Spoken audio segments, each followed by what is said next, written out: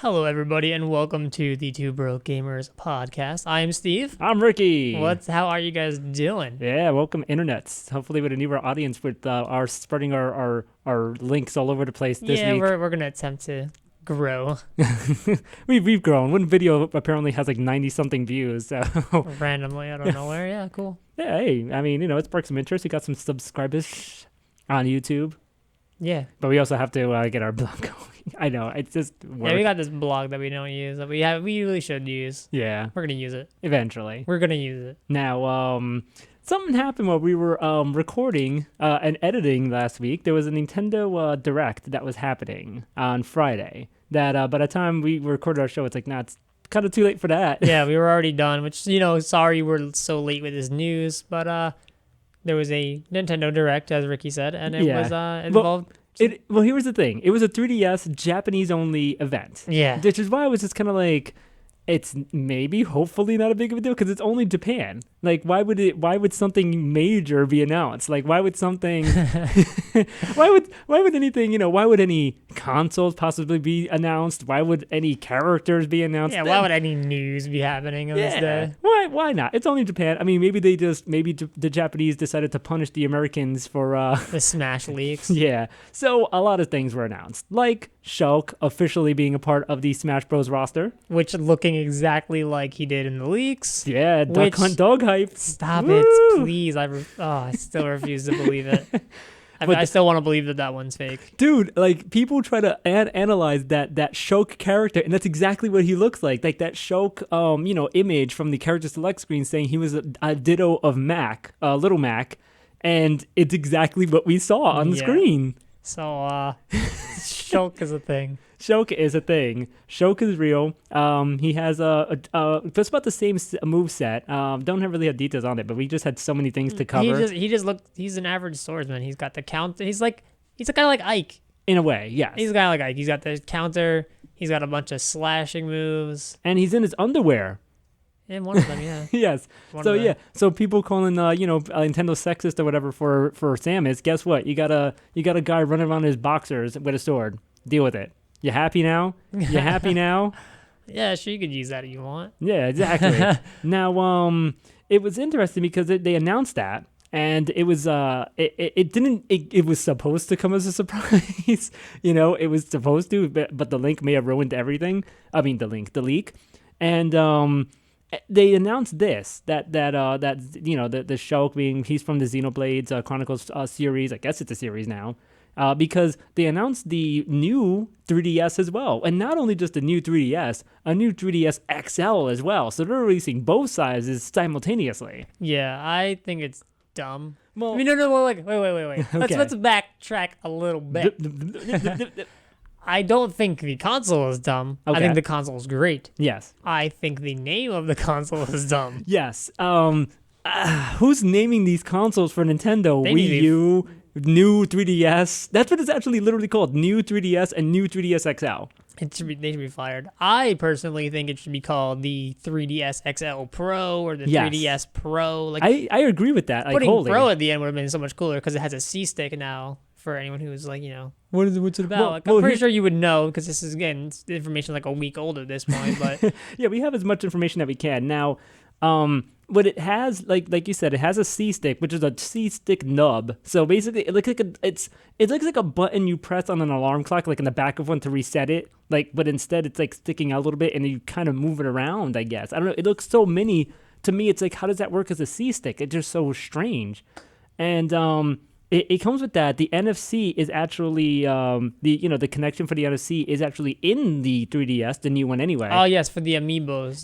For the Amiibos and such like that. You would have to just place your Amiibo on the touchscreen and it would recognize it. Whereas if you just have a normal 3DS XL or 3DS, you have to get this add-on that does it. This is weird, but it still would work. So you wouldn't have to worry about it, But And the thing is, too, you can take off the plate. So instead of before where, you kind of have to screw off the case and, you're probably voiding a warranty, this case pops off. So you can not only change the battery, you could also change the memory card because now the micro SD card is actually inside the back of it. Like as, Oh, yeah, cool. Yeah. So I didn't see that. I didn't know that. Yeah. Because, with our normal ones, you have this little slot here. Yeah, like there's a slot on the side. You kind of open it up, and it's like it's there. You put it in there, and that's it.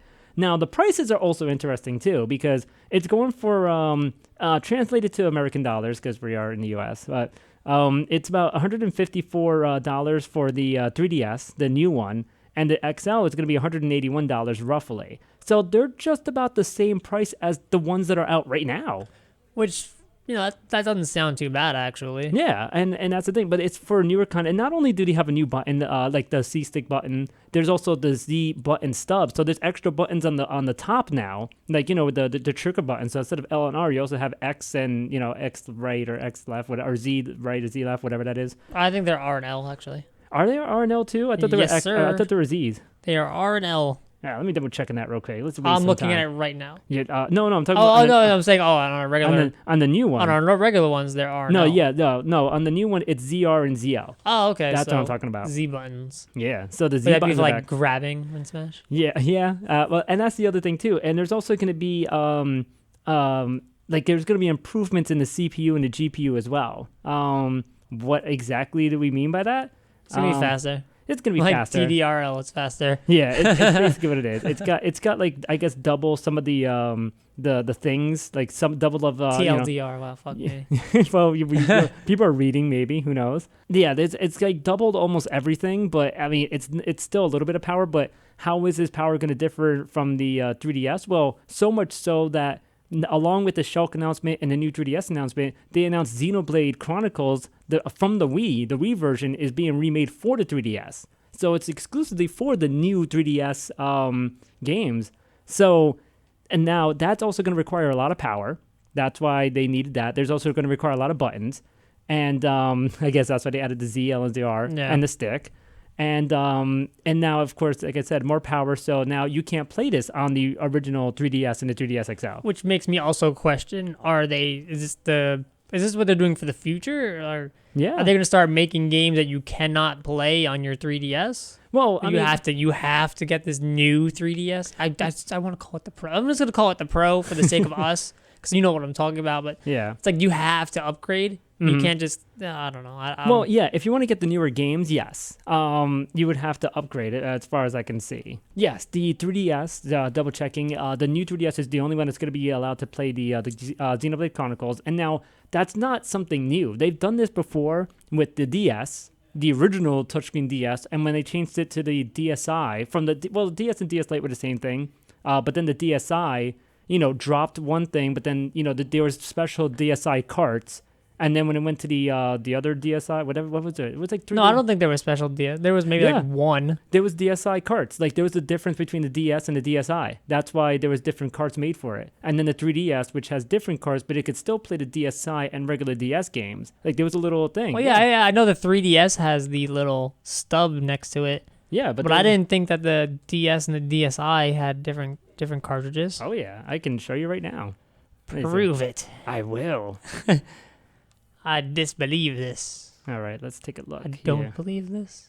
While these white game cards can be physically inserted into the original DS consoles, their software did not function due to the missing hardware features. These DSi exclusive game cards are fully forward compatible with the 3DS family. Yeah, but there was there was 2 DSi games. Yeah, but they had to release a DSi. Right. So, but still.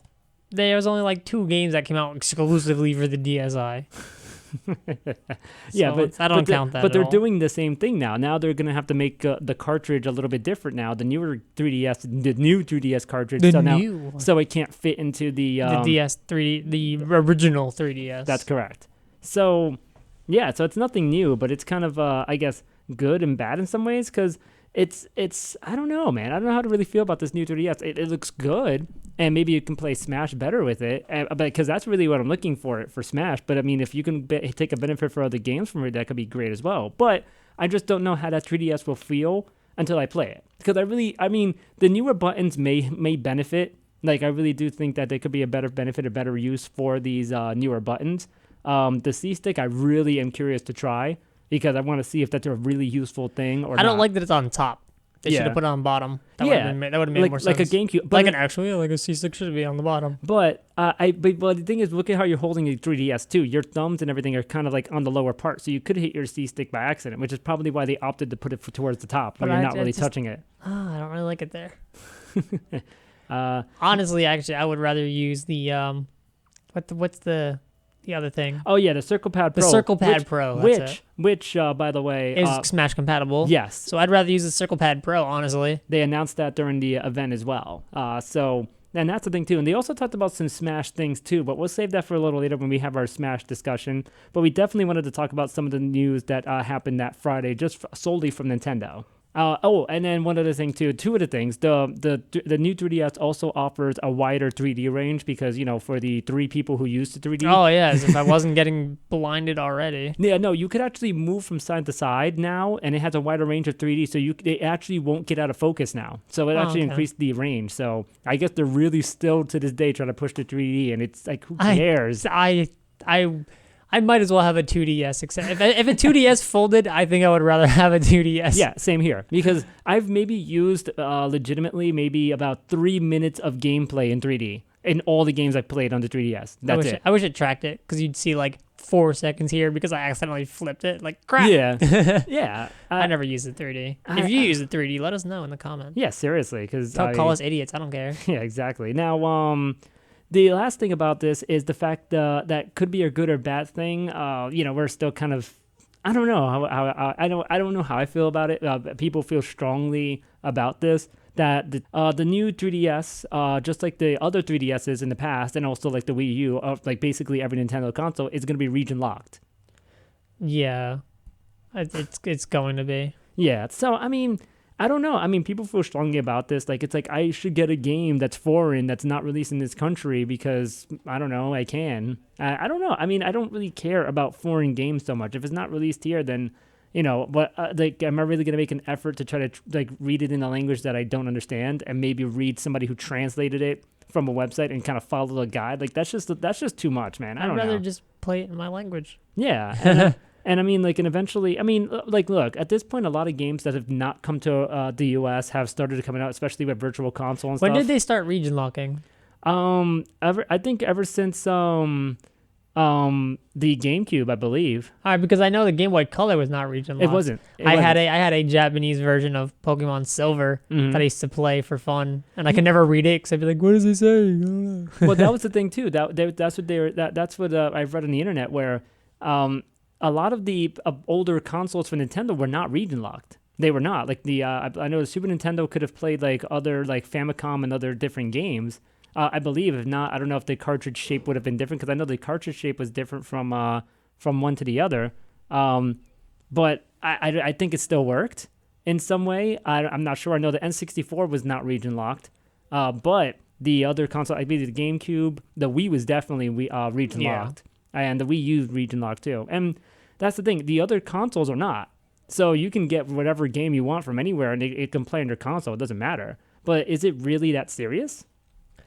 I really don't see. I mean, I guess you could have the luxury of freeing them so that if you do come across like a foreign game, you'd be able to play it. Mm-hmm. But I don't really see the big problem because I don't see myself getting a foreign game. Yeah, that's same here. Now, a couple of last notes from the 3DS, the new one. Now, the differences between the XL and the normal size one, I guess you could say, is the fact that the normal size one will have customizable faceplates. So basically, there's 38 different designs. You can literally it's not like one of those cheap ones like you get at like whatever store because you know the 3DS and whatever. You just want to make it decorated, so you just have to buy a clip and it goes over it, whatnot. You can actually take this your 3DS apart, or at least parts of it anyway, and have it decorated to however you bought the custom background to, like whether it be Mario. That's pretty cool. I like that. Yeah, but that's only on the regular one. That's not available for the XL. That's correct. And not only, but also along with the custom cases, there's also custom backgrounds for the 3DS, the new ones as well, for both consoles. Oh, that's pretty cool. Yeah. So I mean, it's a little interesting. It's a little different. And it's coming out in Japan first. Probably again punishing us for the leaks because it's coming out in Japan October 11th, like this year. Like it's coming out for that. But in everywhere else, it's gonna get it next year. All right. See, I don't like that. Yeah, it's strange. I mean, what's the big gap between, that 3DS and the 3DS everywhere else? I don't know. I don't like that because it gives, who's to say this new 3DS thing is not better than like a regular one? Like it's going to be better. So that means that if you do play like Smash Online, you're going to, if you get matched up against someone who's got one of these new 3DSs, the game's gonna be running smoother for them. So they're gonna have less lag than you. They're gonna have that C stick. They're gonna have the extra buttons. Like, if I lose, I'm blaming that on the console difference. I'm not. I know there's no Johns, but still, like I'd be upset if I lost because someone's got a better thing than me. And if I don't upgrade, fine, that's my problem. But if I don't have the chance to upgrade and this guy's whooping me, that's a problem. Get that Circle Pad Pro, man. Yeah, right. Pretty much. Yeah, but not only that. I mean, you have a point. Well, I know lag is not really like a button thing. That's more of an internet thing. Yeah, but internet or just hardware. Yeah, but FPS is lag too. No, you're right though. But because this system is improved and supposed to be faster and can handle better things, like finally the Miiverse can probably take like less than 5 minutes to load on a 3DS. But if it's going to be faster, that someone may or may not have an upper hand. But how does that work for PCs, though? Because, PC games, if you're playing, like, say, a first-person shooter online, other people's PCs are faster than others. So how does that really affect them? Yeah, well, I told you, FPS is lag. So if I'm coming around the corner at 60 FPS and you're coming around the corner at 30 FPS, I'm seeing you first and I'm shooting you first. Mm-hmm. So you're losing because you have worse hardware than me. Yeah, okay, I see what you're saying. All right. I'll roll with that one. Now, moving on to PAX. PAX happened. And some things happened. Some of the highlights, I mean, some games were shown, like Mighty Number 9 was shown. And which looks freaking cool. Yeah, and I like that. And they also gave an early beta to people who not only backed it, they gave a beta to the people who attended PAX. So whoever attended PAX, they get a beta. There's already videos on YouTube about it. I probably link one as well. I've seen people streaming the game itself, and the game looks really good itself. I still don't understand why you're shooting and then hitting the guys to get points. I don't fully understand that yet, but it just looks good overall. It looks like Mega Man and better. It looks like the future of Mega Man, man. Yeah, exactly. Mega Man, man. Mega Man, man. No, I definitely I cannot wait for this game to hit consoles. Yeah, it is going to hit consoles eventually. It's going to be PC and all the consoles. I'm getting it on PC then because PC's master race. Of course. I'm a huge advocate for PC. But once this game hits PC, we out. Definitely. I won't be able to get it for PC only because my PCs suck. So I'm not able to afford a powerful PC yet. But I mean, I'll get it for consoles, probably maybe for the Wii U or maybe the PS, one of the PSs if I ever get another PS. I don't know, because I have the 3. I don't know if I'm going to get the 4 yet, but I'll definitely get it for the Wii U, of course.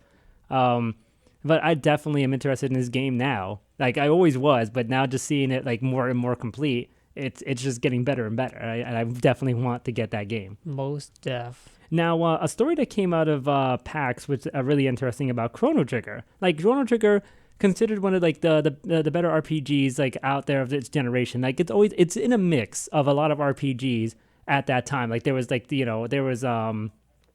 Final Fantasy series that came out. Some people like Final Fantasy 4 more so than Final Fantasy 6 about that same era. There's people who like Secret of Mana, other RPGs that came out about that time. And really the one that caught me, and I believe that was my first RPG, was Chrono Trigger, especially like a turn-based battle one. And which actually, when they remade it for the DS, I actually went and got it. And it's a really good game. Yeah, no, it's a lot of fun. I like Chrono Trigger. Yeah, the story's amazing in it. The music's amazing. Everything. The music is really good. Yeah, I can't hate on it. Yeah. Now, the guy who created it, Hironobu Sakaguchi, he spoke about how he wanted to make Chrono Trigger a series, and He wanted to, and it was a battle. He tried to fight against Square, and he lost because I guess Square didn't see eye to eye with him. That's his quote with him. Like he didn't see eye to eye with management. He went and fought for it, and then he officially lost the battle. That's basically like a roundabout quote.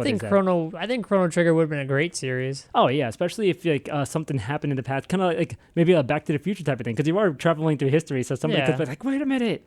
Yeah, right. You screwed something up in the time space continuum. No, or something, or even something along different lines. Like it could have been an amazing story if that series went on. But I really kind of feel like, in my heart, this is my opinion, that they didn't allow it because of Final Fantasy.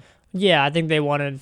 Final Fantasy was the the baby, and they wanted the baby to grow, and they felt like Chrono Trigger might have stunted growth. I guess so, because during the time that Chrono Trigger came out, I don't remember if that came out first or if Final Fantasy VI came out first, but I know it took a long gap between 6 and 7 because they were trying out the new 3D graphics and everything at that point. And I don't know if that hard work, they didn't want it hindered by any other RPG or whatnot. I mean, that's all speculation. I could be talking out of my ass, but I do feel like if they did have a Chrono Trigger series, I mean, that would have been amazing. Oh, I would have liked it. But the world may never know. Yeah. Now, speaking of Final Fantasy and such, the guy who created Final Fantasy is, oh boy, he's definitely is in a different time right now.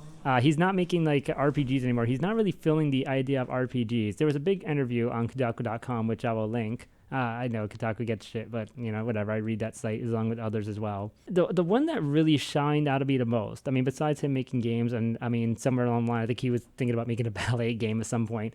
A ballet game. Yeah, about ballet. Yeah, why not?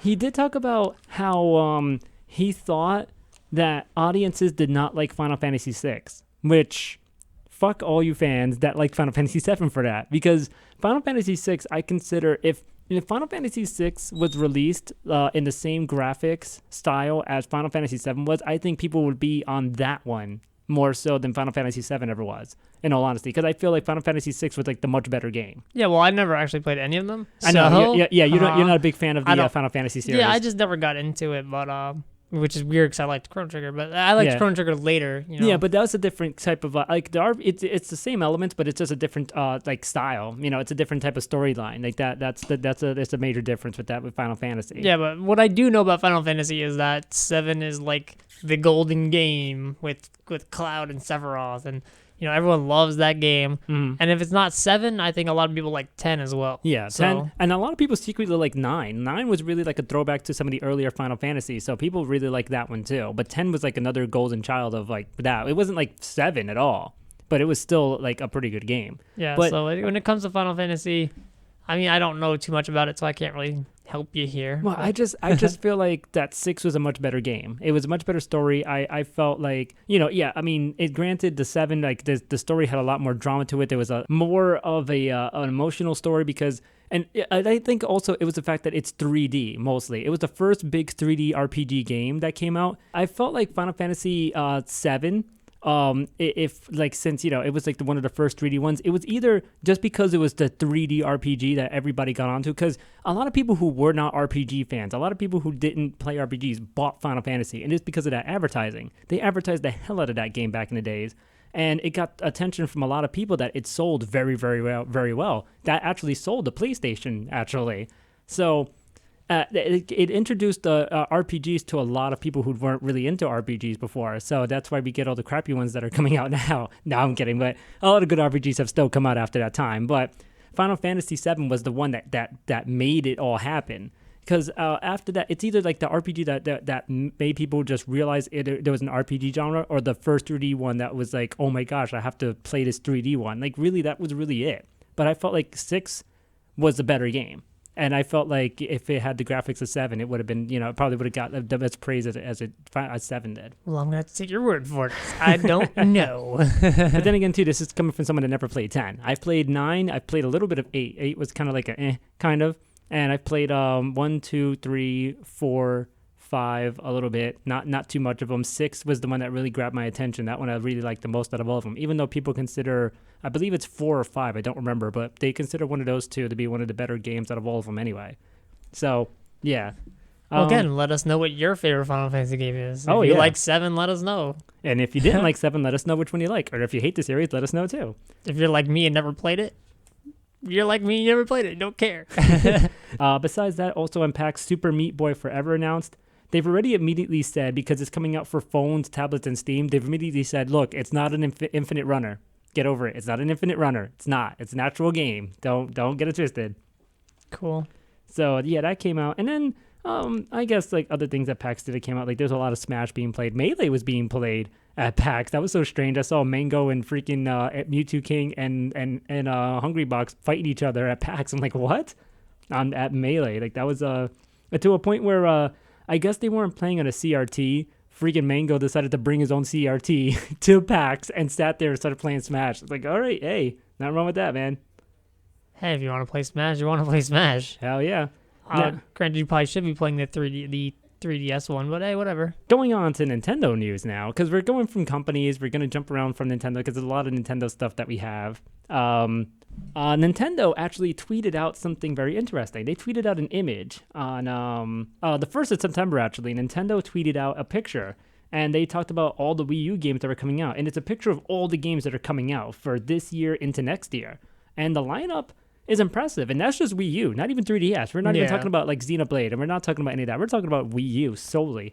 They spoke about Hyrule Warriors coming out this month. Just Dance, which I know that's the game we love. All right, everybody, get on your feet and dance. Yeah, that's our favorite game of all time, man. I think we talk about that on the podcast more so than any other game. Like, I think that's the greatest game of all time. I know it's an audio podcast, but I just like snapped into a thumbs up. Yeah. For anyone who missed it. Yeah. Disney Infinity. All of you. Everybody. Everyone. Disney Infinity is coming out this fall. So is Lego Batman 3, which I can't believe they actually made 3 games out of that Lego series of Batman. I mean, I like the first one. Lego games are fun, man. I don't know. I had no interest of it until I played the Lego Batman, and the first one got boring after a while. I don't know. I never actually played them. I'm just trying to. They're fun. I'm trying to find a logical reason. I'm pretty sure they're fun. they're cool. Lego Star Wars or something like that. Those are pretty cool, I guess. Yeah. Skylanders coming out in October. Same thing as Bayonetta 2 coming out in October as well. Affordable Space Adventures, which kind of sounds pretty interesting. It's coming out in October. Sonic Boom, that's our game right there. Our other game. I can't wait to play Brawl Knuckles. That's coming out in November with Swords and Soldiers coming out holiday. Now we're going into the holiday, which includes Smash Bros. And also Captain Toad. Both of which are people are excited about. People are really hyped for that Toad game. It was really kind of surprising because I didn't think I'd really be hyped for that game too, in all honesty. Yeah, that other one, Smash, I never heard of it. Yeah, that other. who's on that? Who's on that Smash? What's that game about? Smash Bros? What are they doing? What's all these game characters fighting each other? Like, I don't even know what's going on here. Next year though, it's got an interesting lineup like Splatoon, which has been a pretty hyped game. That people have been really interested in playing. It looks interesting, I'm not going to lie to you. Yeah, that's going to be first half of 2015. Under that same window of first half, Yoshi's Woolly World, Mario Maker, Project Giant Robot. So that's going to be the first half. And then 2015, you just get a straight 2015. Kirby and the Rainbow Curse, Project Guard, which are Giant Robot and Project Guard are 2 other Shigeru Miyamoto projects about like robots basically. One is basically about making a robot and having it fight like another robot, like one of your friend's robots or something like that. And Project Guard is basically it's like a surveillance type of game where you're watching. I've heard of that one. Yeah, like that's a surveillance type of game where these robots are trying to invade you, so you have to try to like keep an eye like with different cameras and prevent them from coming into I guess a fort or your house, whatever the hell it is. It's like a tower defense. Yeah, that's basically what it is. Star Fox coming out. This is going to be amazing. Can't wait. That one. It makes me want to pick up. Like I never really played the N64 version. Like I really need to like play that version. I had the 3DS version. I love rented it. Star Fox games, except for Star Fox Adventure. That was dumb. But the other ones, I like Star Fox games. Yeah, I actually had Adventure. I played a little bit of it, and I was like, okay. But I've had the N64 version of the 3DS version of the N64 version on the 3DS, of course, and I just never played it. I just didn't really have an interest. I feel like I really need to play it on the N64, but the Super Nintendo one is by far like one of the best for me. Yeah, no, Star Fox Adventure. It gets some shit. Yeah, but it actually wasn't that horrible. It was bad, but it wasn't horrible. I think it was one of like Rare's last games for Nintendo, the Star Fox series. I mean, it was sort of fun to play. I had some fun playing it, just not that much because there was a dinosaur in it. Now, the other 2 games are going to be Xenoblade Chronicle X and, of course, Zelda coming out for 2015. Ah, very good. So that listing is pretty interesting. But staying with Nintendo and the serious business side of Nintendo of Europe laid off 320 people last month, and so here's a statement sent out. As previously communicated in June 2014, approximately 130 permanent employees will be released by Nintendo of Europe Germany, and by the end of August 2014, as part of a set measure to better enable the European business to adapt to the rapidly changing business environment. As a separate measure, Nintendo of Europe is reorganizing its European localization development department, where it's currently using a number of temporary agency workers in translation and testing activities in order to increase flexibility and cost efficiency in the long term. It is intended that there will be an increase in outsourcing future translation and test activity to third-party companies in as needed basis. And very sadly, this has meant having ended the contract of 190 temporary agency workers who were formally notified of this decision in June 2014. It's kind of like rough times, but I mean they announced it, but I mean, I think it's only rough because Nintendo of Europe isn't doing as well as the other Nintendos that are out there, like the Nintendo of America and Nintendo of Japan. Like, they're doing wildly successful, and Europe isn't really doing that great. Like, it's not like it's bad, but I mean... And I wonder why, because, you know, I feel like Nintendo should just do well everywhere. No, that's because we're, like, fanboys at this point. Like, let's be honest. This is true. Yeah. I don't know. I just feel like it's Nintendo. How could it not do well somewhere? I don't know. I really would love to research and find out why. I really couldn't answer that for you. I really don't even know what the popular console is. I could assume maybe one of the Xbox ones or maybe the PlayStation one, but, you know, you got to pick 50-50. Which one's more popular? There, but, you know, if Nintendo's not doing that well, but it's not doing horribly well where, I mean, it could have been thousands. Where, you know, that's true. I mean, look at Microsoft. Microsoft had to lay off a couple of thousand for the Xbox TV here in the United States. Yeah. Nintendo laying off 300 employees, it's unfortunate for them. I'm not going to downplay them losing jobs. That's horrible.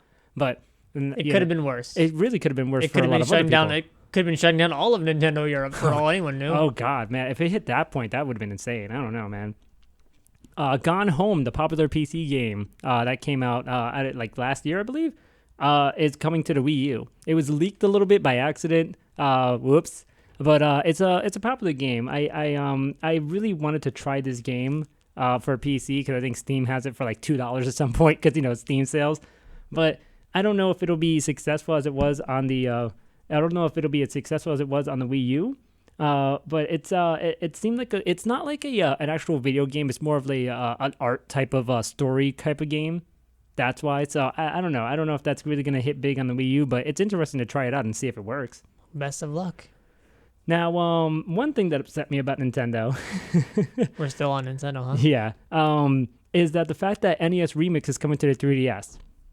Okay. Yeah, which, I mean, it was previously announced before, hey, they asked the guy who was producing the game, how come it's not coming out for the 3DS? And they're like, well, we didn't think that the 3DS could handle the workload or like the power that the 3DS, that the game actually requires, which is why we released NES Remix 1 and 2 for the Wii U. Now it's coming for 3DS. All right, cool. It's going to come out for the new 3DS? It's going to be coming out for any 3DS. Oh, okay. Yeah, now here's the thing. What I don't like is the fact that it's price tag. Now, the first two games of the NES Remix are like $15 a piece, which you get a ton of games. There's like hundreds of games literally in each game. But this one is going to have 16 games itself, which is good. But then it's going to be a $30 price tag, which is like, whoa, where is that coming from? Yeah. Because if it was like, but here's the thing too, it's not really clear if it's going to be a remake of the two games that are on the Wii U, or if this is a brand new one with brand new games. Like if it was something with brand new games, I'd like to buy it. If it's like a port, I don't know if I want to really spend my money on that, in all honesty. Yeah, I definitely want to see the roster of games that are going to be on it before I make a decision. But yeah, definitely. But if they have the same roster of games, but with new gameplay, I'll check it out. Yeah. I think definitely, well, like I said, it determines on the games. If it's a bunch of games I don't really care about, then forget it. But if they have some cool stuff on there, I'll check it out. Funny enough, a little bit on Splatoon, the creator, Shigeru Miyamoto, was talking about how Mario always ended up in the game. That would have been funny. But Mario walking around getting paint splatted. Yeah. Well, here's the thing. Miyamoto was talking about, because this is from the Edge magazine that came out too. And also, the Edge magazine had an issue that I wasn't aware that they talked to a lot of developers in that issue, Sakurai being one of them too. And there's some interesting things Sakurai said, teasing the Smash Bros. Segment later. Now, he talked about how there was like heated debates over like getting Mario or other characters. So here's a quote from him. Whether it should be Mario or Squid. When we talked about the possibility of it being Mario, of course we could think of the disadvantages. Anybody would be willing to touch it as soon as we announced it and had a new Mario game. But at the same time, we had some worries. If it were Mario, we wouldn't be able to create any new IP. So they decided, obviously, to opt for something new instead of, Mario in another game. Which I like. I like the idea of new though. Yeah. The way it turned out, the way it looks pretty cool. So I like the way they went with it. Speaking of other games coming out for the Wii U, there was some concern for some reason where Nintendo or somebody somewhere out there was thinking that Mario Maker would affect Mario sales. Negatively too. Yeah, like I don't get that at all. Like it's basically a custom Mario game, and you can share with your friends or people online, whatever the case may be. Because the way I look at Mario Maker, and I said it on this show before, it looks like the old ROM hacks from back in the days of like the early 2000s of old Mario games. Like gosh, I forget like most of their titles, but I know there's one that's like almost impossible. Like there's the one that the guy, that ultimate reaction one where you just basically the game starts off and you're falling. So you have to basically hit left. Yeah, remember that game? I don't know if you remember. No, I don't. The YouTube video is classic too. I'll see if I can find that too. Definitely want to link that. Check out some things. Yeah, but apparently Nintendo had a state that the game's not gonna have a negative impact on other Mario games. Why? I don't know. Takashi Tetsugo was talking about the game. He said, "I think part of the fun of Mario is how you play and experience a series of courses with boss battles too, all of which gets progressively harder. Mario developers build up a whole world, making sure the different courses all fit well together. I don't think the overall fun you can have in an entire game is the same as playing a single course made in Mario Maker. And of course, future Mario games will include lots of new features, so I don't think the two will ever be in competition." And that's a good quote right there. That's a good point. I mean, there's a huge difference between I don't see how one would affect the other at all. Yeah, so I don't really know how that was even brought up, but whatever. People, gamers. Yeah. Now, the Minecraft, we talked about it potentially, maybe, hopefully one day, just for the sake of Nintendo and maybe for fans that haven't played it on the Nintendo. I don't know who, but I mean, I haven't, in all honesty. But the Wii U version of Minecraft is a possibility, but it really depends on the fan base, which I think is kind of like a kind of a BS story, but it depends on like the fan base and also the ease of updates, which Nintendo's not really known for their updates. I mean, the updates on the Wii U is pretty good. I mean, I can have my consoles on standby. Whenever it updates like all the time, like of other games that need updates on. But here's a quote from Daniel Kaplan. He's the development boss at 4J Studios, talking about Minecraft, and he spoke about it and said, "It's mostly about platforms that make sense. We didn't anticipate the mobile version to be that big compared to the PC, and it's the same for consoles. People always compare it to the PC, which is supposed to be like the big original version where you get all the cool features first. But we have seen there is a massive audience on other platforms, so there are still huge groups of people who don't play on PC at all. With the release of the PS4 and the Xbox One versions, I'm adding in the versions part, the Xbox with the PS and Xbox One, I think we fulfilled most of our needs for now. There aren't many platforms left to release on. We'll see, whatever makes sense, and if the platform has the user base for it. We won't release on the platforms if the base is very small because because it's too big of an effort. The whole point of Minecraft is that you get updates all the time. If you release somewhere, you want to make sure that it will be updated rather than we only sold 1,000 copies on that platform, so let's kill it off. That's not the way Minecraft has been developed." Yeah. Also, you have to remember, Notch is not the biggest fan of the Wii U. We talked about his tweet from a few weeks ago. Yeah, we posted out that he was like, "Hey, I love both of Nintendo Wii U's games. He's like, I love Nintendo Wii U games. They're both great." Or something like he said something really sarcastic towards the Wii U. And I can't wait for that new one next year. Yeah, that new one next year. So he's aware that the Nintendo Wii U is not the best-selling console. And it's mainly because there's no content on it. Maybe if you put Minecraft on it, someone would buy it. I don't know. But it's definitely... I mean, it's moving consoles. That's not like downplay it. I mean, even though it's sold slower than the Xbox One or the PS4 combined, but it's still selling. It's still selling. And remember, there's Nintendo posted out. We just talked about that list they posted out. There's a lot of good content on there. The Wii U might sell in the next year. And, it might have a boost, especially with Smash coming out. There's the new Zelda. There's a new Kirby game. There's the Woollywood, the Toad game. There's a lot of new stuff coming out. And even Mario Kart is surviving with the new DLC. Right, which Mario Kart saved it. Yeah. But these other games are going to boost it. So I'm predicting some cool some sales in the Wii U's future. Yeah, definitely. I'm seeing that too. Now, speaking of the Wii U and the bundles, there's going to be a bunch of new bundles. Like, like a bundle that has copies of Mario 3D World and Nintendo Land. The first bundle that I just talked about, it's going to be all retailers, the one with 3D World and Nintendo Land. That's going to be for $300. The second one is actually a Walmart exclusive, which is also going to be selling for $300, but that's going to have Nintendo Land and Mario Kart 8. That's pretty cool. Yeah.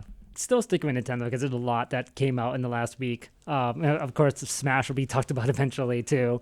Nintendo talked about the Amiibos and how they're different from the Disney Infinity and Skylanders, which now the Amiibos were announced during that same direct that we talked about earlier in the show about, with the 3DS, Xenoblade, all that stuff. Now, they talked about the Amiibos. They have a price tag now, $12.99 for each figure, which may be a little bit expensive for some people because, the Skylander ones were like $12 for maybe a pack of 3, maybe more or less. Maybe same thing for the Disney Infinity. You used to get a pack of those, or you can buy individual characters. But the real big difference, and I can't believe Nintendo had to reiterate this, but it's if you didn't get it the first time, maybe people missed it or whatever, but the real main difference is the fact that not only are they just NFC and they give you whatever content, it's not that at all. It's like Disney Infinity and whatnot. They give you content for the game and whatnot. Same thing with Skylanders, but the Amiibos actually not only give you a character to train with, especially on Smash Bros. You could actually put that character back into the Amiibo and bring it around and actually have it basically. The main example is the one they showed for Smash Bros. Where the Amiibo, you put it onto your console. You train with Mario, that CPU Mario, the Amiibo can level up to level 50. It can be really skilled and really be a good trainer for you. You can take that actual Amiibo that you just played with back onto that Amiibo character itself, bring it to your friend's house, bring it to someone else's house, whatever the case may be, and see if your friend could beat that Amiibo. Another thing is that you can use them on more than one game. Exactly, and that's the thing too. Right now it's Smash. The Disney, right now it's just Smash. But they said Mario Kart is gonna have them. That's correct. There's also I'm pretty sure they're gonna have a Mario Party where you can use them on. I don't know. That actually would make kind of a lot of sense though too. Oh, yeah, well that's not confirmed. That's just something I'm making up. That would be pretty cool. Yeah. Yeah. But there was other games they listed. I'm blanking on it right now because I'm tired. But I do remember them saying that they're going to be used on multiple games. Yeah. Whereas these Skylander ones, the Disney Xfinity ones, they're just those games. Yeah, and that's the thing too. And not only that, the Amiibos will eventually have all characters from Smash Bros. So you can imagine the roster's up to 30 or 40 something characters at this point. So that's going to be a lot of Amiibos, and especially at a $12 price tag because they're releasing 12 to begin with. They've announced that before. 12 characters, starter, Amiibos, whatever the case may be. If you added the price tag together, you're looking at about, if you wanted to get all 12 characters, $150 some odd dollars. It's too much for a broke guy like me. Yeah, too much for both of us. I may buy one for fun, but just I'm gonna buy some of my favorite ones, Ness or Ike, but when they come out, Marth. Yeah, they're definitely gonna come out because they did plan on actually all the characters from Smash Bros. To have a Amiibo. So guess what? There's gonna be a lot more money to be spent there. Yes. Yeah. Ness. Let's go. Definitely. Now, going on to Hyrule Warriors, when it comes out in the United States and other countries, there will be day one updates and DLC. So whatever Japan got after a week or so of being released, we'll get that day one. Cool. Yeah. No hesitation, no waiting. Just here you go. Catch up. Yeah, I know that was a quick little segment there for those quick games, but a little bit of longer segment for Pokemon, or more specifically Pokken Tournament, which was released that the game is at 30% completion, and it could involve some hidden Tekken elements. Like Mega Evolutions is going to be in the games, which is going to be kind of that'll be interesting. Is it gonna now? Not everything has a Mega Evolution though, so if you're gonna have a Lucario, Lucario is in it.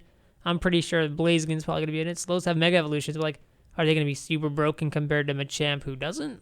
Yeah, that's the other thing. That's the thing. They're not really answering the question so much, but the killer thing that it had me is the fact there's gonna be other things. This is the quote, and it killed me. This time, it's a battle that takes place in the world of Pokemon, so we're not thinking about having Tekken characters appear. However, once you play it, then there might be some sort of hidden elements that could bring a smile to Tekken fans. Oh, that's pretty cool. Fans of the Tekken series, I mean to say. Yeah. You might have they might be based off of Tekken character combos and stuff. That'd be pretty cool. I don't know. I mean, like the Pokken, it looks very interesting. Like I said, it's going to be an arcade game at first. It's most likely going to end up on the Wii U. I mean, we did talk about this last week where... Well, last week we had the crazy idea of branching it out to Xbox and PlayStation, but I don't think Game Freak would. It's not that Game Freak wouldn't. I think Nintendo, who has reign over Game Freak, wouldn't. So... I don't know, but I don't know if they make a lot of money off of Pokken. I mean, maybe it'll surprise me. I don't know. There's been surprise hits, and I don't know if Pokemon's going to be that, or Pokken Tournament is going to be that one that's going to move some consoles and get people to buy that game. I don't know. I think you really have to see how the reaction is in Japan first. Maybe kind of slyly, like, leak releases around the U.S. because there's not too many arcades, like I've said before. Maybe like a Dave & Buster's and like Nintendo World. It's weird because I love fighting games. And I also love Pokemon. So to me, this is like ultimate game. Let's do it. So to me, I really would love to see this game do well. Cool. And one thing, some stats about Pokemon plays Twitch, or Twitch plays Pokemon. Pokemon plays Twitch. Imagine that. Now Pokemon plays Twitch had some crazy stats. Like at its peak, it had 121,000 concurrent viewers. Oh. I thought it was more than that. I don't know. I never really stayed a lot in the in that thing, but I mean 121,000. I mean, I know it had like millions of views in the end. In all honesty. Yeah, well that was a given because everyone there was like a couple weeks there it like blew up and people were all over it. But I feel like I feel like at one point I was watching and it had like 250,000 at least. But I guess I was wrong. I don't know. Like this was released at the Penny Arcade Expo in Seattle. So, I mean, I don't know how they actually got this. Oh, it's going to be a data and research scientist, Alex Leavitt. So we can definitely link that and show what this guy has found. At some point during the Twitch Plays Pokemon, the stream was the most viewed on the platform and accounted for 20% of all viewers on Twitch. The stream received a total of 9 million unique views. By comparison, and this is still coming from the report, the Stanley Cup Finals was viewed by 6 million people. And the stream the stream itself received more than 36 million unique views. The total view time in the stream was more than 1 billion minutes. And more than 50 million messages were sent in the stream's chat box. That's a lot. That's a lot of up, down, left, B, right, A, B. But no, stop! Don't do that. Stop being a douche. Anarchy, democracy. Yeah, well, that was also too. You could only send one message every like 3 minutes. So if you used your message on like, guys, you have to go left, and people are still typing in right, well, that's your one message, buddy. Good luck with that one. It was fun for the first week, for like the first game. It was like, I don't know. I thought it was gonna die out the first week, but it was just that first game was just really good. Yeah, because everyone just wanted to finish it. Yeah. And then the gold and silver one was okay. And then the best part died off. The best part about that though was the end where you got to face the team that they won with in red and blue. So that was really cool. That's pretty cool. And then they tried Emerald, and I was just like, whatever. Yeah, nobody cared about that one. Yeah, no, it was like one guy. So just one guy playing Pokemon every 3 minutes. Like, and now there's a fish playing Pokemon. I don't even know if anybody still cares about that one. I don't. I really don't. There was actually two fish that they had playing Street Fighter. So that was kind of strange. That was watched by a few people.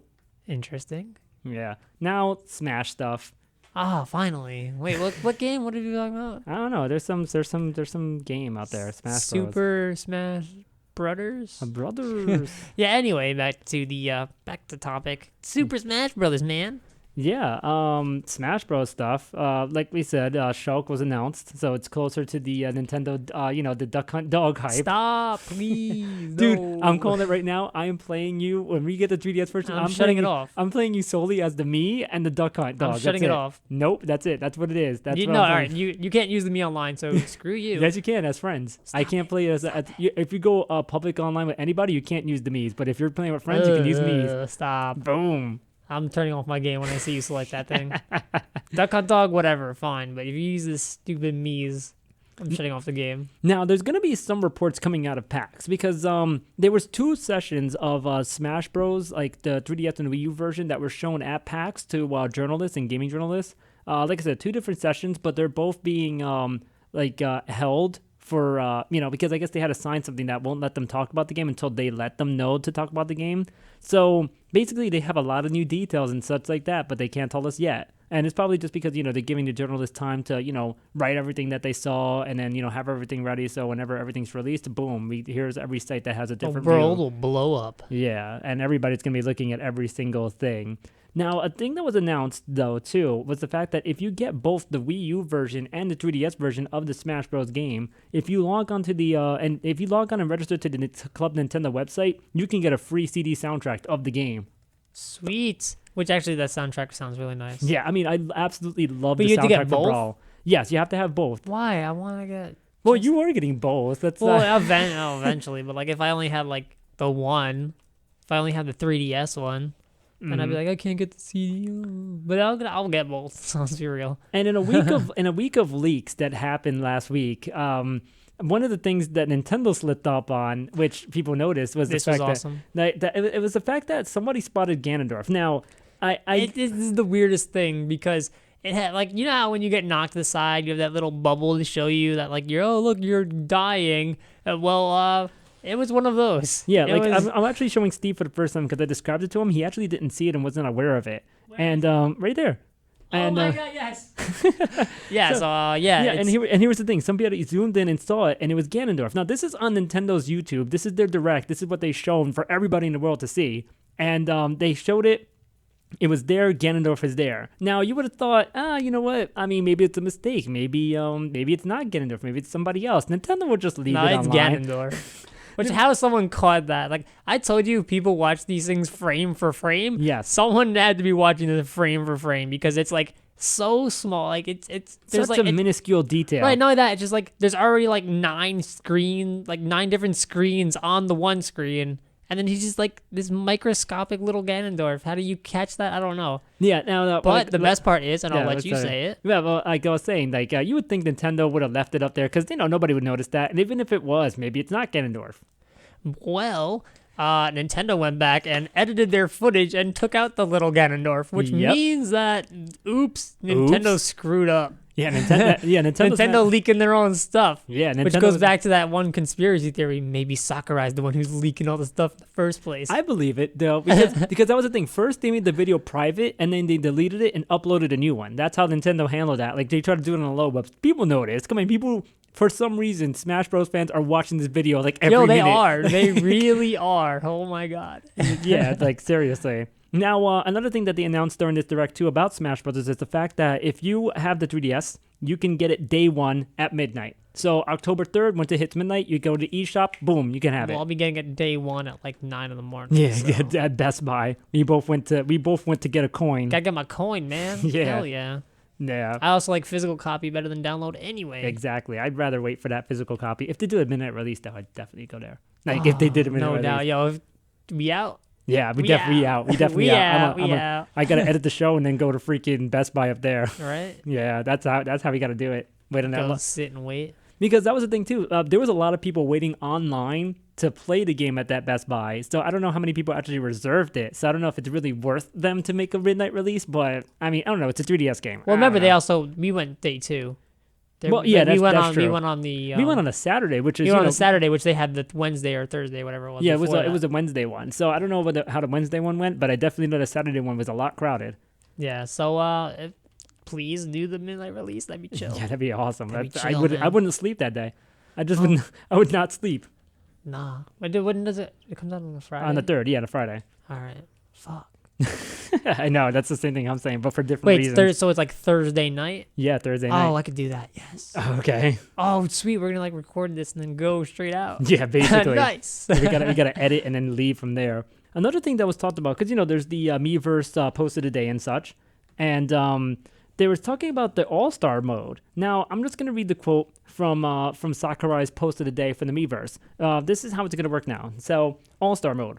This time, you can challenge every fighter in All-Star mode from the moment you turn on the game. 2 exclamation points. Which, it's a new thing because it used to be you have to unlock every character to unlock All-Star mode.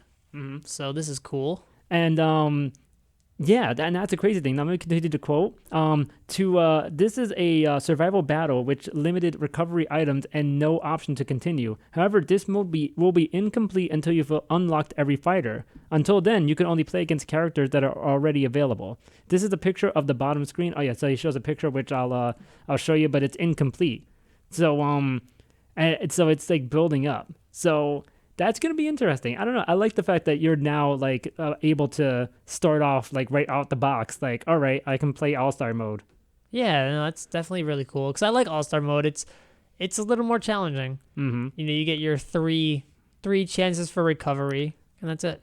Now, Sakurai also from the post of the day on Amiiverse talked about the alternate costumes.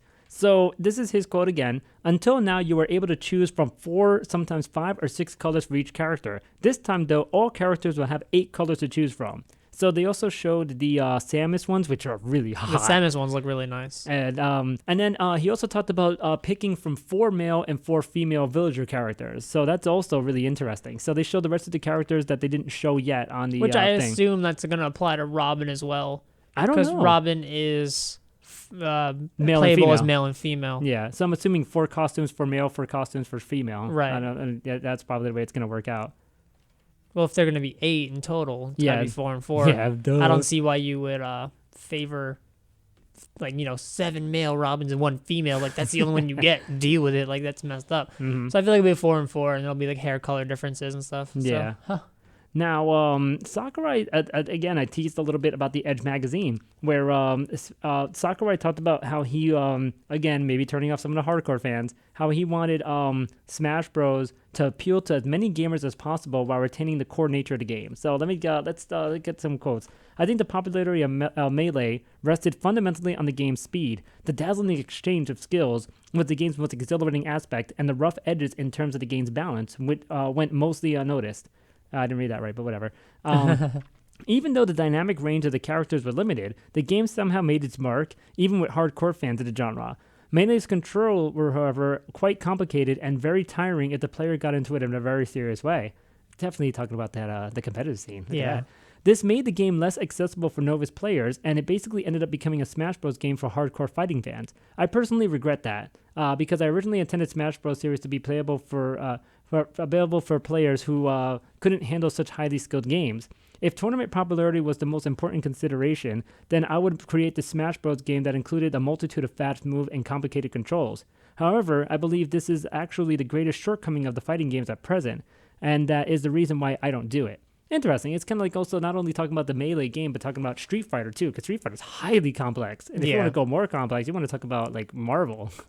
Now, games aimed at casual fighters such as Wii Sports and the Wii Fit reinvigorated the market, and their success lay behind the Wii's popularity. So we had to make sure that Brawl was also there for fun for the first-time players. We also had to make sure that everyone could use the controls, such as holding the Wii remote sideways. As a result, the considerations overall, Brawl is rather tame game, and it had its advantages, but also took away some of the excitement. So look at that, he's acknowledging the fact that Brawl was whack. Yeah, that's basically what it is.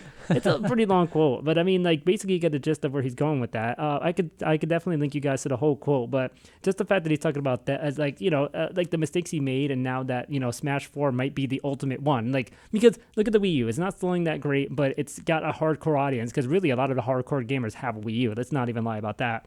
But it's definitely going to be definitely not going to be Melee. It's definitely not going to be Brawl. It may be close to the 64 from some people are saying, but it's definitely going to be a different type of game, and I really feel like it's going to be a successful game. I'm hoping so.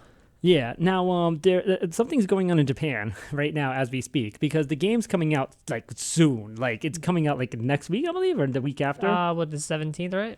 Yeah, no, I think it's the 13th, the 12th. No, 13th. Next week. Holy crap. So the game comes out next week, so we will know everything about Smash next week. Holy crap. Everything, our Twitch is going to blow up. That's going to be more viewed than League of Legends. Nah, I don't know. I don't know about that, actually. I don't know about that. Well, I don't know, maybe. No. Now, there's actually some demos in certain Japanese stores that are displaying Smash Bros. Or not displaying, but having people play it. And Sakurai actually had a tweet that this is not the E3 build. This is the final build. So people are playing the final build of the game right now. Nice. Yeah, so that's all we have for the Smash stuff. So USA. Oh, we started? Yeah, that's right. So the Mario World Cup is happening this weekend, but I really didn't pay attention a lot to it. I know that we both said like we're gonna watch this, and neither of us really watched it. Yeah. So, but I do know I do believe they're up to like the final like couple of like matches. In all honesty, I think they just went really quickly. I really wish there was more like accurate breakdown of what's going on in the game on MK boards, but it's kind of a little bit confusing. You kind of have to like really search through the post, which is not a lot, but I don't really have a time for a lot. But I do know that USA is still in it, so go USA. Even though they got beat by France, and it wasn't by a lot too. It was really by like a handful of points. I think we were like both at 900, but they were really close. Like, let me get the actual score. Yeah, USA and France. Their final score was France beating the US 991 points to 968 points. That's close. That's very close. So, and I think some penalties happened. I don't know. Some drama happened, but I wasn't there because guess what? I was hyping it for a long time. I was at Nintendo World doing my own Mario Kart tournament, which I was hyped for. But I mean, and I was there for the whole tournament, even though I really shouldn't have been. But I'll talk about that. I think that tournament was much better, or was way better organized than it was the last time. Last time it was kind of like people played and it was kind of like, damn, I gotta wait a while. The tournament went by really quickly. It was better organized because they actually got people in, like I believe like a few people at a time. They got them all by letters. So you're in Group A, you're playing Group A. You're in Group B, you're in Group B, and it got to a point where it got through all the letters, and then they had double letters up to double F. And then after that, they broke it down to where the people are playing in the bracket now, and then you're playing into the final 4 of that tournament. And then me finding out last minute because we had all of July, all the top 4. So I met with the guys I beat, and I met with the people who played in June. Which I wanted to race some of the guys who played in June because I was curious to see if I was better than them or not. And then of course the final 4 would be whoever won from this month, from last month, all those into one. And the grand prize was not the 3DS. Not the Wii U bundle of the Mario Kart, which was talked about last month in the thing. I never said that publicly, but I do remember them saying that the bundle for the Wii U with Mario Kart was going to be the grand prize, and they said it in July. Instead, they changed it up, and now they had the limited edition blue shell Mario Kart that they only sold in Nintendo World, which is just like, fudge, I want that. Oh, that's cool. So I played. I waited hours because, I didn't realize I was going to be the last one. I kind of figured, but I didn't know, maybe I thought they were going to call me earlier. I kind of had some sort of faith, but it wasn't really clearly explained to me. And, really, somebody else was saying it, too. Somebody else I played with in July, Chase, the same guy I was telling you about. He's a real cool guy. Shout out to him, of course. And, shout out. And he was like, dude, if I really knew that, I wouldn't have been here at 9 in the morning. So... And so, we felt like and all the July lost, including myself. I got my first race. I was in the top 16. First race got I don't know. I guess I just wasn't feeling it. It was just something was definitely. I was just not feeling that game at all. I guess it's just the fact that the length of time I didn't get to play the game from the morning. I don't know, but I lost. I came in about 11th overall, which is not bad overall. For everybody else that lost.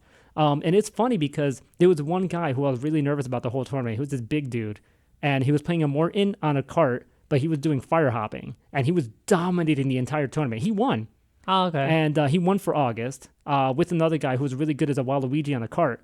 And he got beat, because they changed it to frantic mode and mirror. So it messed with everybody. So it was literally anybody's game. So it didn't even matter if you were fire hopping or not. You were on the same level as everybody else, including the CPUs.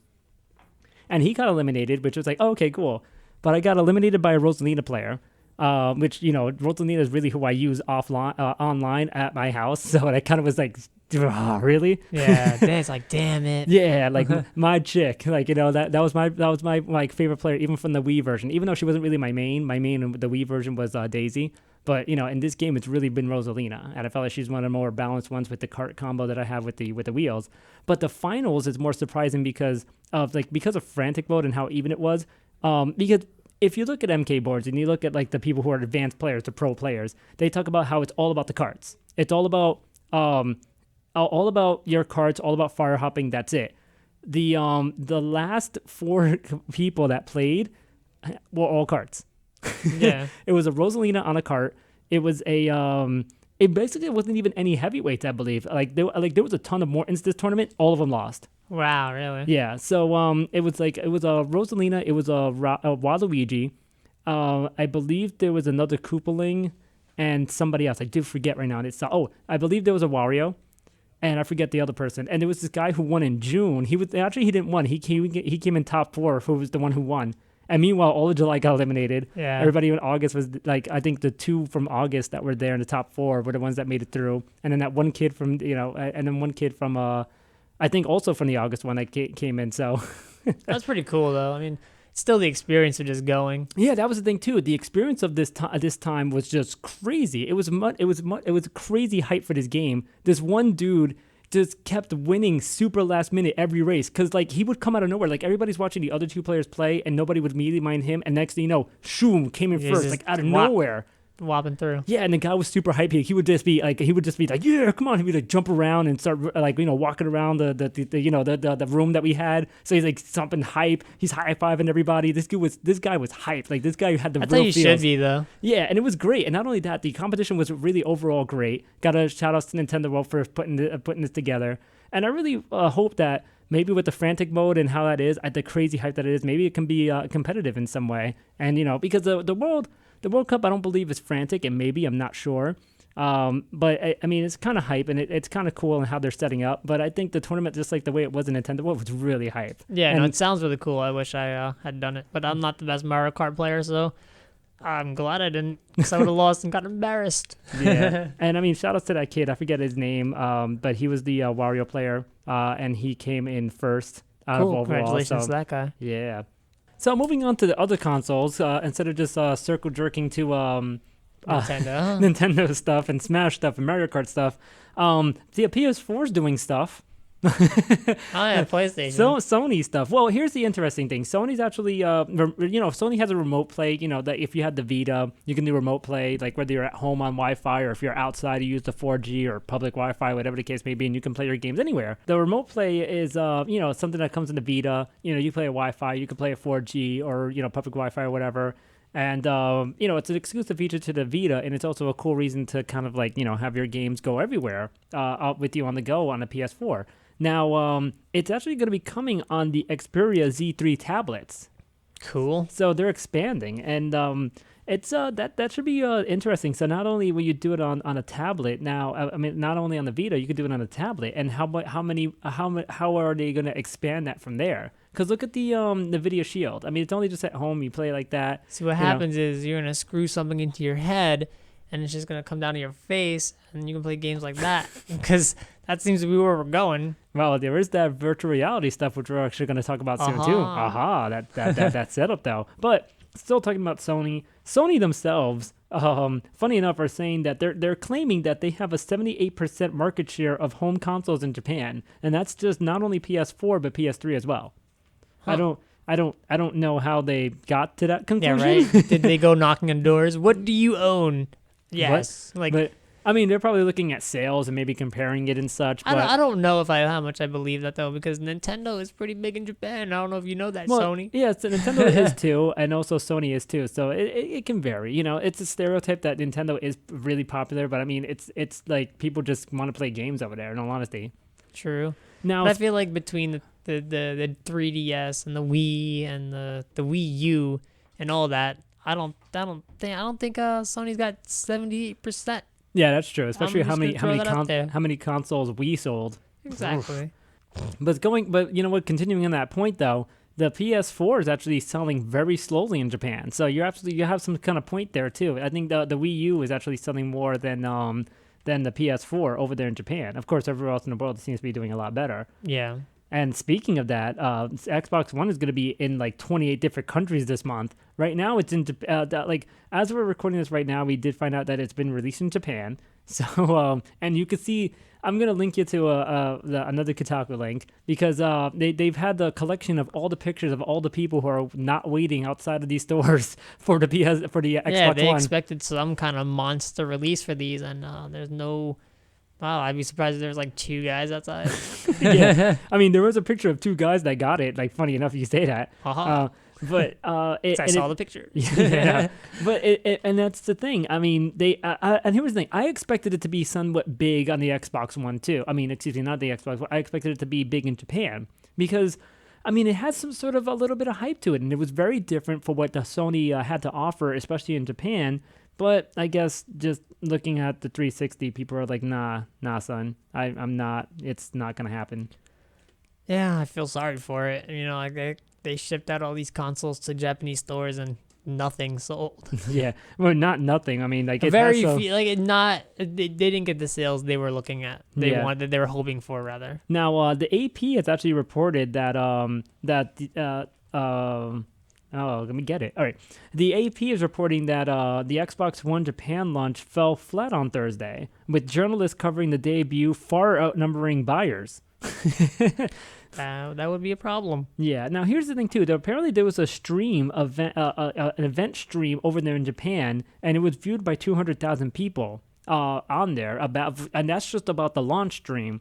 And 72.5% of the stream said it was very good, and you know, everybody was home watching it. I mean, yeah, everyone's out home watching the stream and not buying consoles. Yeah, they're kind of like, I'm watching this on my PS4.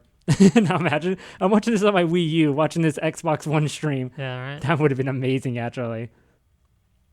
That would have been really funny. Speaking of the Xbox One, we talked about it being released in Japan. It also came out earlier this month in Chile and Colombia.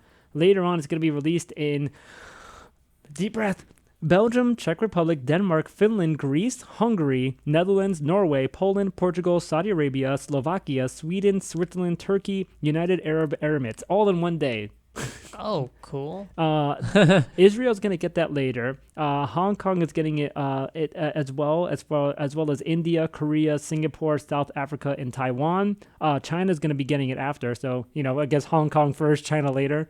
And then finally Russia for the end of this month. Cool. That's a lot of countries for the Xbox to not to sell in. Nah, I'm just yeah, that's a lot of countries for the Xbox to fail, buddy. Oh man, that's bad. And apparently, just the Xbox One in China, it's right on schedule, so it's still going to be coming out this month. With the prices being as expensive, so who knows who's going to be able to afford that from there.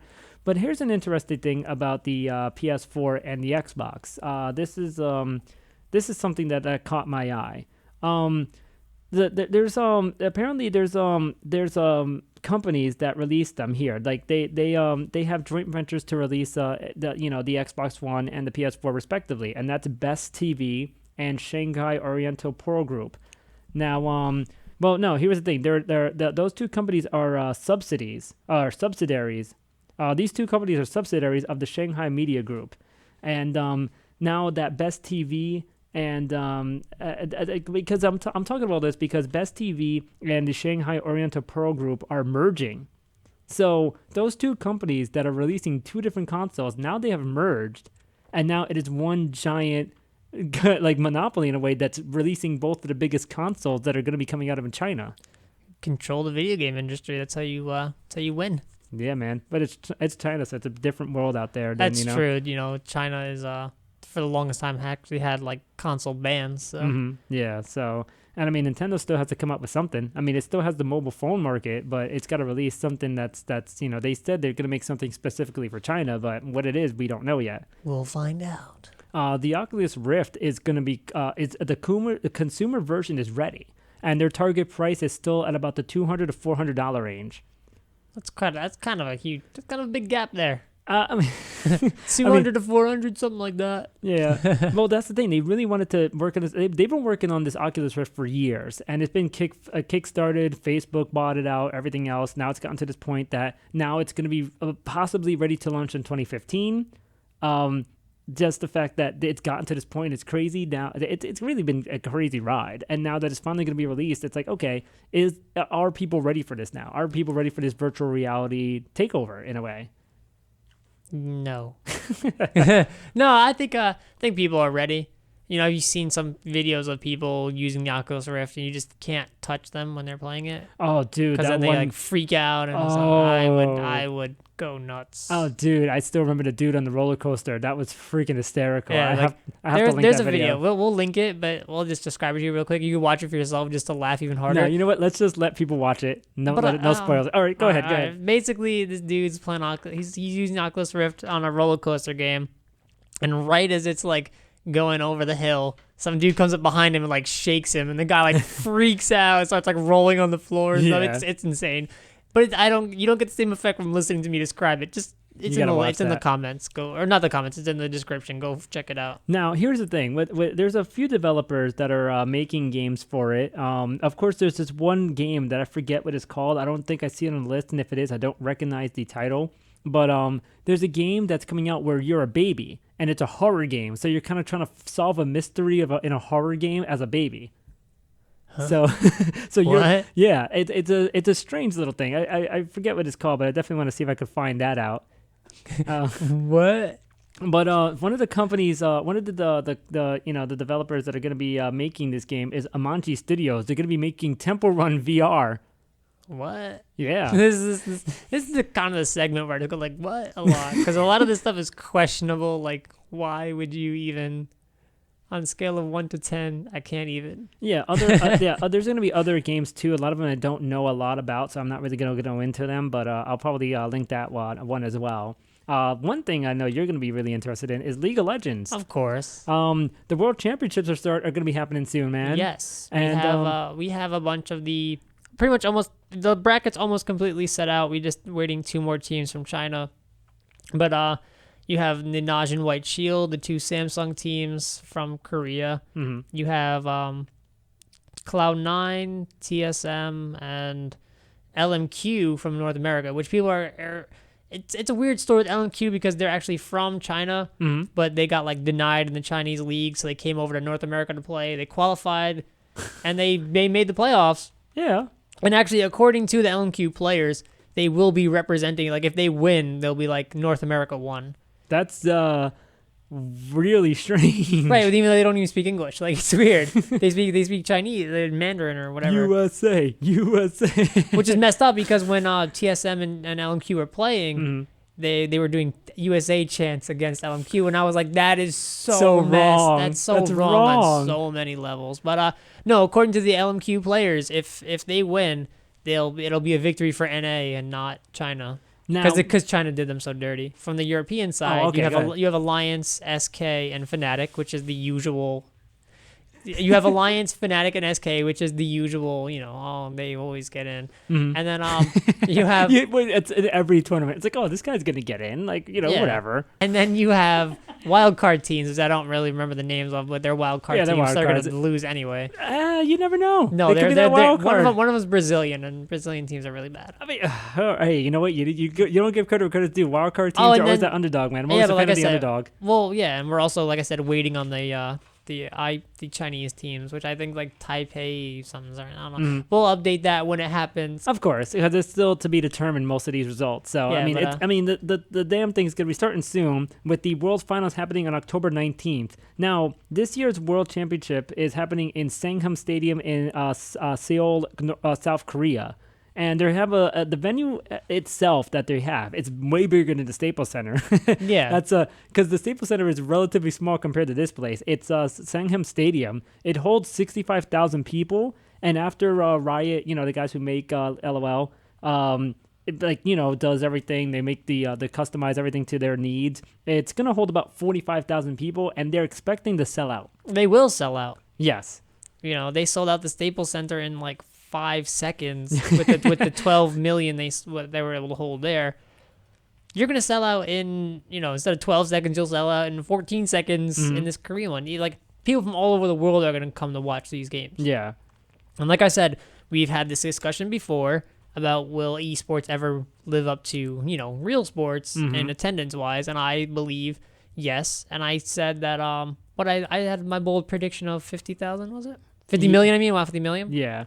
Now, here's the thing. Last year's finals drew to 32 million viewers with a peak of 8.5 million concurrent viewers. I don't know how many viewers they're expecting this year. Maybe they're not trying to jinx themselves. They're just going to wait and see. Well, I think it's going to be over 50 million unique viewers with a concurrent of 12 million. Damn, man. Yeah. So that's my bold prediction. You know, hit it with a stapler. I got it. So now we're going to do the news flash stuff. Yeah. Flash pass news. Yeah. Angry Birds CEO resigns. Cool. Yeah. The guy who was in charge of Rovio, Michael Head, left. Because Angry Birds is on the decline. Yeah. Well, here's the thing. Apparently, Rovio's profits fell 52% from the fiscal 2013. And really, and that's a crazy thing. But now the staff headcount is raising from 500 people to 800 staff members. So that's not bad. But 52% profit drop though. That's on the decline. Well, that's the thing. A lot of like Angry Birds was like the savior. So Angry Birds was like the big thing that made mobile games big, and then everybody kind of either emulated or did something else that did something else, Well, I mean, yeah, sure, you can add on more like packages and stuff, Oh, look, Star Wars Angry Birds, but at the end of the day, it's the same Angry Birds. You're not doing anything new to it. Yeah. So after a while, that gets stale, and people don't like stale bread. We did talk about Robin Williams' tribute in World of Warcraft, and it is official. It's in there. It's in the game code. It's in everything right now. If you want to go check it out, check it out. I don't know a lot about it, but it's there. That's a feel-good story, man. Oh, yeah. Another feel-good story. Valve is taking the court in Australia over its refund policy. How's that a feel-good story? It was sarcastic. Ha Now, here's what the Australian consumers report. It's the Australian Competition and Consumers Commission. The lawsuit is saying that consumers were not entitled to a refund for any games sold by Valve via Steam in any circumstances. Valve had excluded, restricted, or modified statutory guarantees and or warranties that goods would be of an acceptable quality, and Valve was not under any obligation to repair, replace, or provide a refund for a game where consumers had not contacted and attempted to resolve the problem with the computer game developer, and the statutory consumer guarantees did not apply to games sold by Valve. Okay. I mean, I'm trying to, I think I had something to say about this, but I completely forgot. Yeah, now here's the thing. They're also arguing, too, that Valve has no physical presence in Australia. So there's not even, there's no one there at all to represent Valve. And it's still doing business in Australia by selling to Australian consumers. No, I don't think Valve should be held accountable for it. It's in their, they wrote it down. It's in their, user agreement. But that's the thing for the future of video game, digital downloads. I mean, it once you get a game, you're stuck with it for life. And that's it. Exactly. If you bought the game, you bought the game. Well, not for life, because I think they still own it. After if Steam ever died, I think we lose all our games unless you somehow not have a connection. And that's why I don't like digital download. I'd rather have a physical copy. Mm-hmm. Now that was something that I noticed in the PlayStation Plus too. There were some pretty decent games that are on PlayStation Plus for free this month, but you have to be a Plus member. And I'm like, oh, well, what's the benefits? Can I actually be a Plus member, get those free games, and then not be a Plus member and still have those games? No. Yeah, apparently not. No. You can't do that. And I was just like, well, what the hell? Then what's the point of me signing up and having to continue to pay for the rest of my life to own this game that I'm never going to own, because once I, cut this account, you don't own it anymore. Yeah. It's that's stupid. dumb. Yeah. It is incredibly stupid. Mm-hmm. Well, I guess in a way you got it for free, so. Yeah, in a way. But then you had it for free for how long? That's true. If you played it for 5 years, and then one day you're just like, I'm not going to play for this anymore. Well, we're taking your free game away that you had for 5 years. Yeah. You're a jerk. You're a bad person. Mortal Kombat is starting to turn a few people off because it's getting a little bit more complex, and a lot of people are feeling some type of way about that. I am feeling some type of way about that. Yeah. I hate it. I mean, it's not that. No. Wait. I don't hate it.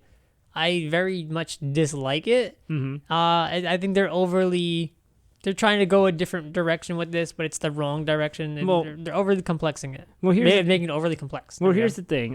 This one reporter that I was reading from was saying that the matches felt like was feeling a lot of different spacing and preferred strategies may not work anymore. Like variation will change the nature of a move, making a hit harder or stun longer. In other cases, the same input will result in an entirely different move between variations. That's the thing. Another thing that changed was the dash meter, which sets a limit on the amount of times a character can quickly sprint and towards and away from an opponent. At the center of the screen is the icon with 2 segments. They're full. If you're full, you can dash twice. When empty, you need to wait for them to automatically refill. That's limiting gameplay. I don't know, man. I haven't really played the Mortal Kombat series. No, Mortal Kombat's all about dashing. That's how you keep your combos up. If you can only dash once, that's kind of stupid. Yeah. I also don't like this. It's cool because I did like Deception. Deception was a pretty cool game. That's like Mortal Kombat 7, I think, if you want to go in whatever. Yeah, whatever order. Yeah. I think it's 7. It was cool because you had 2 fighting stances and a weapon stance. And I'm not a big fan of stance changing, but I thought it was pretty cool because you can combo between them, and it was just pretty cool. And then and Mortal Kombat 8, they took out one of your stances, so you had one stance, which was Armageddon. You had one stance and a weapon stance, and you were able to switch back and forth between them. Obviously, they have disadvantages and advantages. The weapon stance hits harder, but you're more vulnerable. And now, here's the thing. A lot of people felt like Mortal Kombat 9 was was very much closer to Mortal Kombat 2 and 3 which was really the golden Mortal Kombats. Which they were, because you didn't have the weapon, you didn't have the stance changing. You had your one fighting style with your special moves, and there wasn't this overly complex switching mode. So it was just like, all right, this is how Mortal Kombat should be. Yeah. Now, I don't know. I don't know if I'm really going to be interested in that Mortal Kombat. I don't know if I'm going to get back into Mortal Kombat and playing in that game. I don't know. I don't know how I really feel about if they're going to be making it a little bit more complex or if it's going to turn everybody off from Mortal Kombat again. I really don't know. I mean, I hope it doesn't. I really would like to enjoy this game, but I just don't know how I feel about this.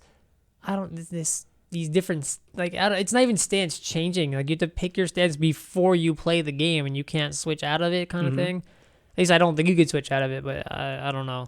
I'm starting. At first, I was open-minded with this, but as I'm watching more footage and I'm hearing more about it, I'm kind of starting to dislike this. Here's talking about fighting games. I showed you a clip from a fighting game yesterday. From that thing was awesome. It's called Gang Beasts, and it's basically. I don't know. Can you describe it? I can't. I can show the clip, of course. All right, it's basically a bunch of blobby guys, and they're fighting, which it's funny. It's comical fighting because they're just throwing each other around, and if you get you have to pick somebody up and throw them out. The way you all right, it's for instance, there's a boxing ring, and so you're fighting inside the boxing ring, and the only way you lose is if you get thrown out of the boxing ring. But if you get thrown, you can grab the rope and climb back in, or you can take someone with you. It's funny. But there's more rings and there's more maps than just that. There's one. It's a fire pit. So if you get thrown into the fire pit, you die. If there's they're on an airplane, if you get thrown off the plane, you die. You get thrown off the building and you fall all the way to the ground. So it's basically the only way you lose is if you get thrown off of something. It was so funny to watch this. I was just where can I get this game and when, and I need this. It's available on Steam Early Access, but for $14.99. But for $14.99, and right now there's no online play; it's only local play. Yeah, which is, I guess, the point of fighting games. Yeah, but I'd like online play. That'd be pretty, it's just fun.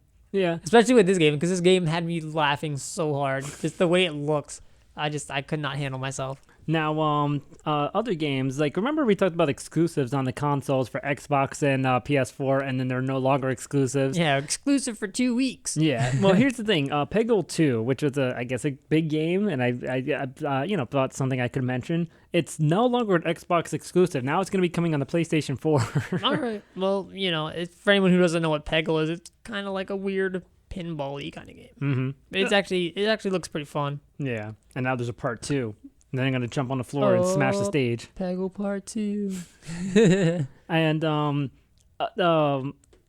EA is expecting to make $1 billion in DLC sales. I don't even know if that's possible. I don't even know what EA sells that has DLC. Well, other than Madden, because Madden 2014 and 2015, they should basically be DLC. So if they're counting a new Madden game as DLC, then yeah. Yeah, I mean, basically, if you have a Madden should be just one game every 2 or 3 years and have it updated with a new engine. Like, there's no reason to release a game at $60 a year just to update maybe a little bit of graphics, a little bit of gameplay, and then update the roster. Like, you can do that. I mean, we're in an age of DLC and online play. Like, this stuff can be done remotely and updated. If you buy a Madden every year, you're buying $60 worth of DLC. So, yeah. Now, for some reason, there was a rumor that Grand Theft Auto 5's PC version was canceled. Which, no, why? Nah. Who would think that? And who would believe that? Like, Grand Theft Auto came up, and like the at least on the PC, came out, every single one of them has come out on PC. Now, as far as, I don't know, like, as far as somebody making that up and saying it's not going to come out, it's just dumb. I don't know. Who would believe that? I don't know. Yeah. And Grand Theft Auto 5's PC version is going to be getting an updated soundtrack. So there's going to be more stations, more stuff, more things coming. So more music. Yeah.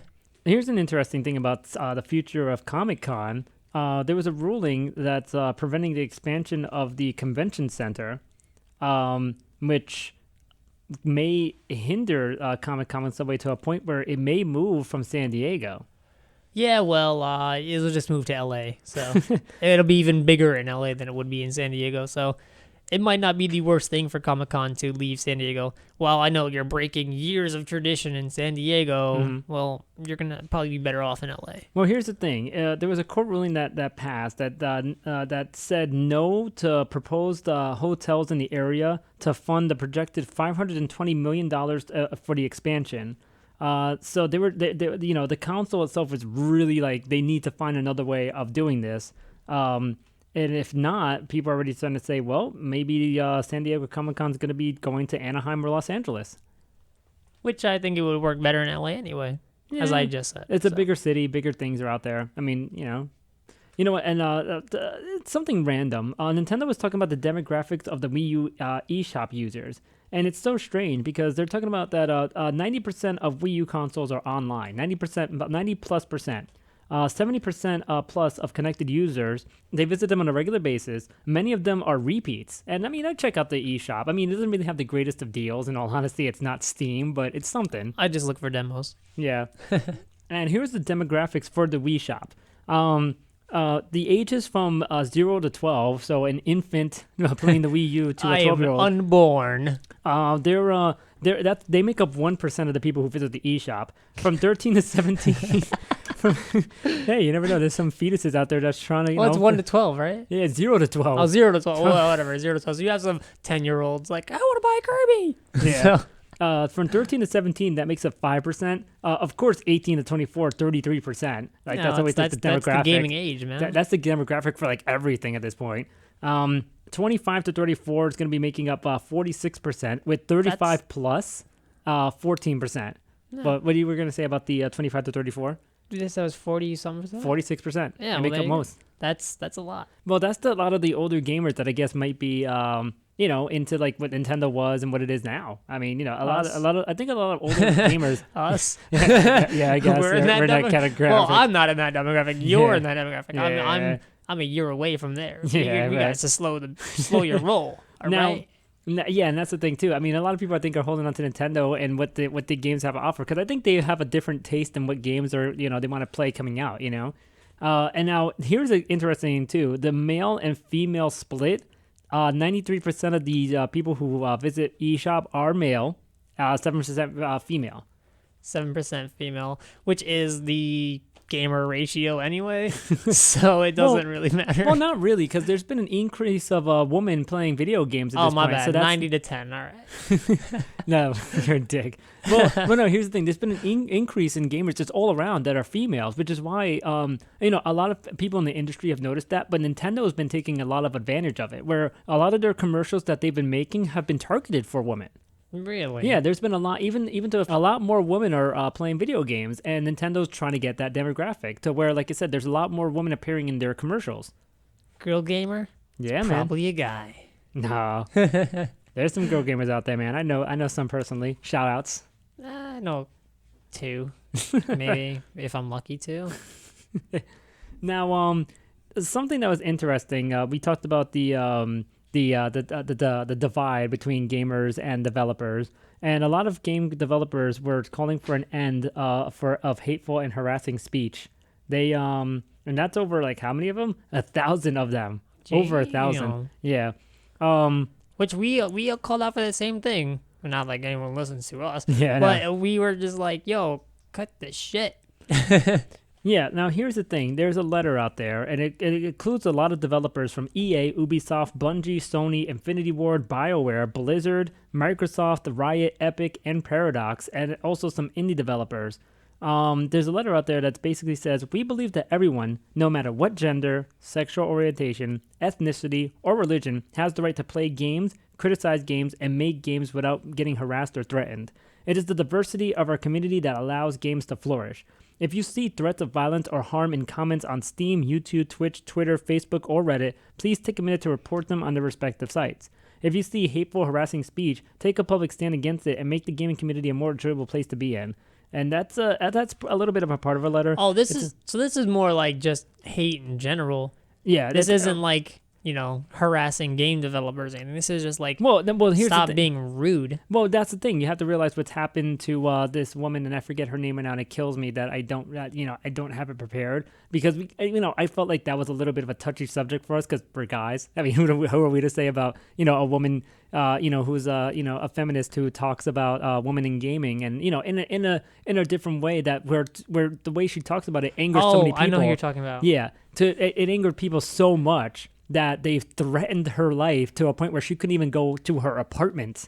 They've threatened her family and everything. And it's just to a point and they talked about that. They talked about another woman who was sleeping with supposedly or allegedly sleeping. Well, she did. Oh, that's the one I was thinking of. Yeah, she slept with one of the journalists on one of the gaming blogging websites, and apparently it was, but the person didn't do it just to get a good review. It was just basically he talked about the actual show that she was on. But after that review, that's when they started going out and they had relations or whatever the case may be, and they had nothing. And one thing had nothing to do with the other, but that didn't stop people from being douchebags and just shaming her and whatnot. And it's not only just it's not only going after females. A lot of guys, like we talked about, Phil Fish and other guys like that. So where it's just like, look, stop being dicks. But I think it shouldn't just go out to the gamers, also to the developers too, that can be dicks as well. Or just the world. How about we stop being a shit world? Yeah, no, let's stop being a shitty world, guys. We're kind of united at this point by the internet. We're on one planet. Let's kind of At what point do you have to realize that it's people hating people and not races, no ethnicities, no some preferences. Some people would just never recognize this though. Mm-hmm. So humans hating humans for no reason other than being human. Yeah. Being different than you. Mm-hmm. And we'll leave it on that note, a serious, sad note. And yes, there's no second topic. I think we're going to make this like an every other week thing. Hopefully. Yeah, maybe. I don't know. We'll try to keep it at every other week because we are both incredibly busy people. We don't always have the time to prepare a second subject. So it's not the end of the world. Next week we'll have something for you. Exactly. And hopefully it was a fun show. Yeah, I have fun. Yeah, I know. I had fun too. So what the hell are we doing? Oh yeah, Twitter, 2BroGamers Pod. We're having fun. I think this is gonna be cut. That's all gonna be awful. Yo, one day we're gonna release the bloopers of this show. Yeah, all the cut shit. Yeah. All right, so you can also follow our personal Twitters. Yes. I am Steve B. Agilism. It's Agilism. It's a word I made up, so I have to spell it because y'all don't know what it is. And I'm at Terrick with the incorrectly spelled STEH_Rick. Yes. And also you can follow our blog that will have content eventually besides our intro to our blog, which will be 2BroGamers Podcast at 2BroGamers Podcast.wordpress.com. Of course, give us a follow on YouTube, subscribe, all that good stuff. More content coming down the way. We promise. We're working on it. Yeah, and also I will also link because I came on my I was on our I mean he's my friend, but I guess he's working to be like cool with us because he called me. I was on the Rob and Slim show. It's another podcast that is on YouTube. They're also like all over the freaking place too. I think they're on like SoundCloud. I think they're like other places. And I was on their podcast talking about games and such, and it was a pretty good and fun. It's a fun show. It's a funnier show, That's man. cool. It's a funny ass show, and I had fun with them. So shout outs to them. Oh yeah. So you know what, they gave me the time. I might as well give them the time too.